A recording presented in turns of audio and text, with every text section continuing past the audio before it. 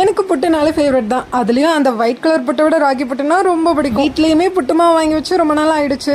ஒரு வழியா இன்னைக்கு தான் அந்த பாக்கெட்க்கு ரிலீஸ் டேட் கிடைச்சிருக்கு. ரெடி பண்றதுமே ரொம்ப ஈஸி. பட் ஆனா அதுல அந்த தேங்காய் துருவுறோம் இல்லையா, அந்த ஒரு ப்ராசஸ் மட்டும் தான் கொஞ்சம் கறிவலிக்கிற ப்ராசஸ். மத்தபடி எல்லாம் ஓகே. மாவுக்கு தேவையான அளவு மட்டும் உப்பு சேர்த்துட்டு லைட்டா தண்ணி தெளிச்சு விட்டு இந்த அளவுக்கு வர மாதிரி ரெடி பண்ணி வச்சு ஒரு குக்கர்ல தண்ணி ஆட் பண்ணிட்டு மூடி போட்டுட்டு லைட்டா அந்த தண்ணி பாயில் ஆகுற அளவுக்கு வெயிட் பண்ணிக்கலாம். வந்து போட தேவையில்ல. பிகாஸ் அந்த இடத்துல தான் வந்து நம்ம புட்டுக்குள்ள வந்து நம்ம வைப்போம். பேஸ்ல கொஞ்சமா நம்ம துருவி வச்சிருந்த தேங்காவை சேர்த்துட்டு அதுக்கு மேல நம்ம ரெடி பண்ணி வச்சிருந்த மாவு அகைன் அதுக்கு மேல வந்து மறுபடியும் துருவின தேங்காய் வந்து சேர்த்துக்கலாம். இதுக்கு கீழே பாத்தீங்கன்னா ஒரு ஹோல் மாதிரி ஒண்ணு கொடுத்துருப்பாங்க.